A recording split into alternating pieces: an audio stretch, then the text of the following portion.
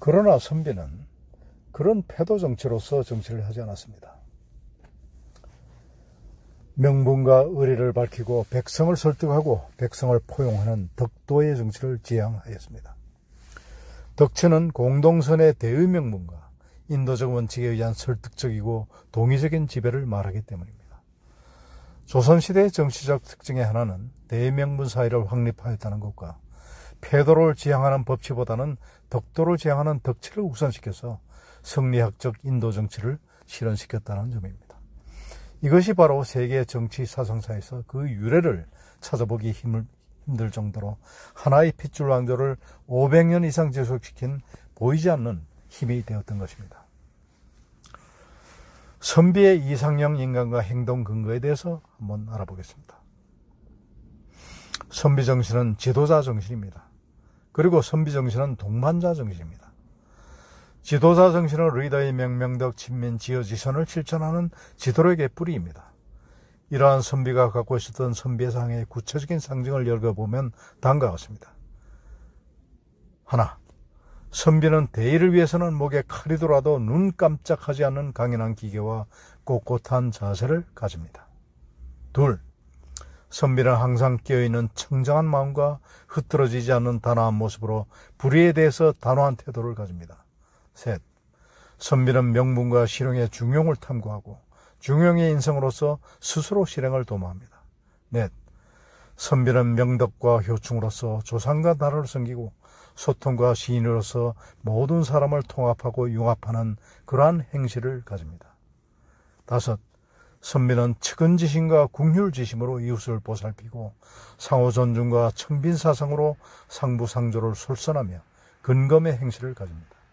여섯, 선비는 대의를 최고의 가치로 삼고 인의 예지로서 개인 인격의 독립을 창조하며 효충경신으로서 조직 인격의 유대를 창조합니다. 일곱, 선비는 모두가 잘 사는 공동체의 창조라는 꿈을 가지고 공동희망의 실현이라는 실사구시의 비전을 공유합니다. 선비 정신을 연마하기 위해서 선비는 이상형 인간을 만들 수 있는 행동 근거를 다음의 세 가지로 선택했습니다. 첫째, 언행일치. 둘째, 학행일치. 셋째, 심신일체입니다. 즉 말과 행동의 일치, 배움과 실천의 일치, 마음과 몸의 일치를 이상형 인간으로서 삼은 것입니다. 이 세 가지는 선비가 될 수 있는 요건으로서 선비 인격의 삼위일체라고 할 수 있습니다. 요즘 세상의 말로는 온갖 좋은 일을 다 하겠다고 늘어놓고 정작 실천은 하나도 하지 못하는, 요즘 세상의 말로는 온갖 좋은 일을 다 하겠다고 늘어놓고 정작 실천을 하지 못하는 각계각층의 리더들이 새겨야 될 대목인 것입니다. 사람은 자신이 배운 것을 행동으로 실천할 때 비로소 그 의미가 있는 것입니다. 입으로 아무리 거룩하고 거창한 말을 해도 실천이 없으면 아무 소용이 없는 것입니다. 그렇기 때문에 그것을 실행하지 못하는 것을 보면 선비는 즉시 그 자리에서 통렬하게 비판하고 꾸짖을 줄 알았고 그러한 꾸중을 수용할 줄도 알았습니다. 선비는 배운 대로 실천하지 못하고 곡학아세하는 자들을 가장 경멸하였던 것입니다. 마음과 몸의 일치는 누구에게나 아주 어려운 과제입니다. 그러나 선비는 언제나 명상과 수련으로서 마음속 깊이 있는 내면의 소리에 귀를 기울이고 하늘이 준 양심의 잣대로 판단력을 행사하는 것을 최선이라고 여겼습니다. 뿐만 아니라 정직과 성실, 겸손, 유연, 무의 등으로 정신무장을 새롭게 하는 것을 생활화함으로써 육체의 감정과 무력의 유혹에 넘어가지 않으려는 노력을 게을리해서 하지 않았습니다. 선비의 이러한 생활 태도는 오늘날 우리나라의 리더들에게 필수적으로 요구되는 생활상입니다. 선비는 남에게는 후하게 하고 자신에게는 박하게 하는 박기후인 자세를 견지해서 언제나 남을 도와주는 것을 후도로 여겼으며 자신은 청렴하고 검약한 생활 방식을 몸에 익히도록 그렇게 힘써왔습니다. 세상에서 쓰고 싶은 대로 다 쓰고 남는 여유란 있을 수가 없습니다. 따라서 자신을 위해서는 아끼고 절약해야 그래야 남에게 베풀 수 있다고 하는 생각, 즉 청빈사상을 선비는 갖고 있었습니다.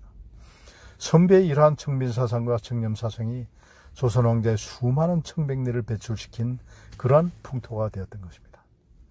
선비는 삼위일체 정신으로 내공을 가다듬었으며 박기후인의 정신으로 이웃과 사회를 향하는 외공을 쌓았던 것입니다. 즉 자신의 대내적 태도와 행동이 언행일치와 학행일치, 심신일치에 부합되고 있는가를 항상 확인하는 것으로서 자신의 내적 품격을 유지하였으며, 자신의 대외적 태도와 행동이 박기 후인 정신에 입각해서 있는 것인가, 그렇지 않은가를 부단히 확인함으로써 외적 품격을 유지하도록 그렇게 노력해왔던 것입니다. 매우 긴 시간 동안 우리는 선비정신을 살펴봤습니다. 저도 이 선비정신을 다시 한번 새기고 보니 선비야말로, 그 정신이야말로 우리 인간이 가져야 될, 살아가야 될 가장 이상적인 그러한 인간의 형태가 아닌가, 이런 생각이 확실하게 듭니다. 많이 모자랍니다. 절대로 저 그렇게 살지 못합니다. 다만 이렇게 사는 분들이 많은 그런 사회야말로 우리가 지향하는 그런 이상적인 사회의 가장 기본이 되지 않을까 하는 믿음, 지금도 변함이 없습니다. 많이 갈고 닦겠습니다. 함께 공부합시다. 감사합니다, 여러분.